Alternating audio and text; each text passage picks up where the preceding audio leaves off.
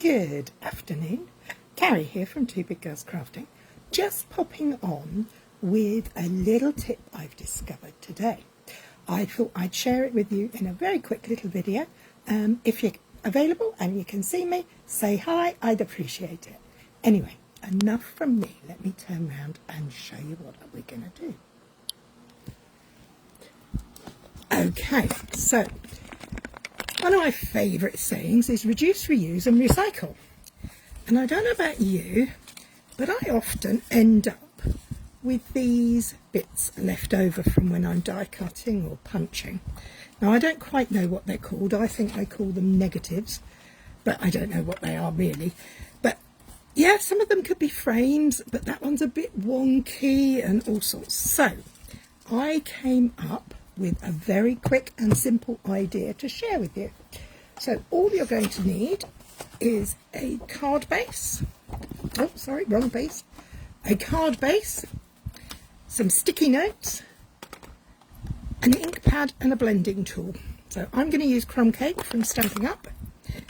I've got my ink, I've got my blending tool, and I have got my wonky donkey negative space piece. So I'm going to place that down on there. Now my top tip for this is when you get some post-it notes or sticky notes, whatever we call them these days, hold it down and position the over there so that it stops us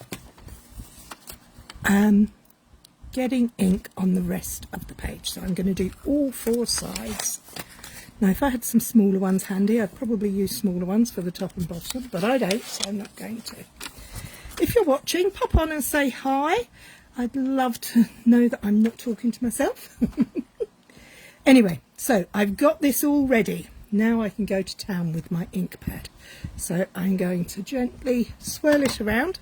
As always, we start off and we go on. And we're just going to use this negative piece that was left over as a mask.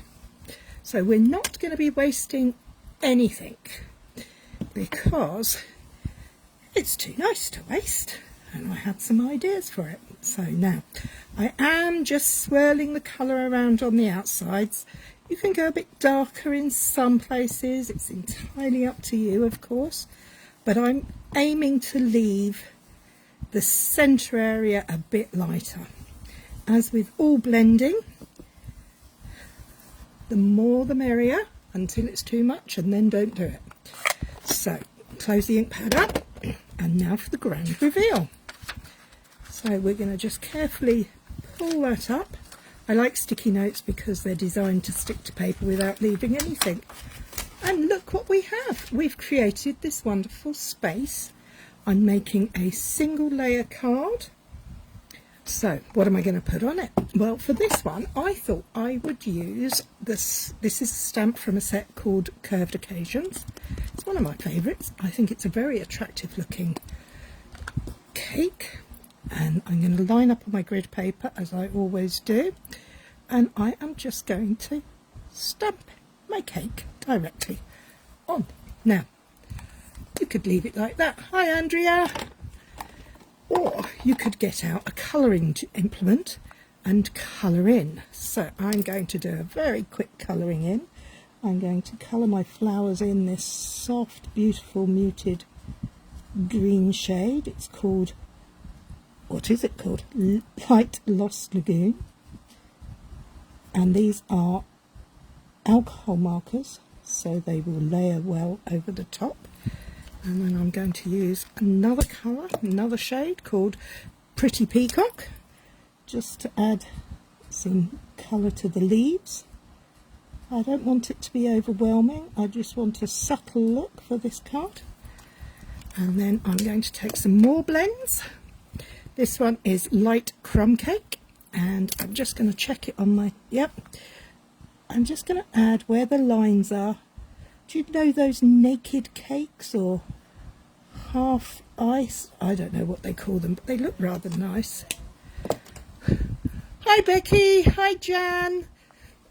Thank you for joining me. And then I'm going to take the dark crumb cake.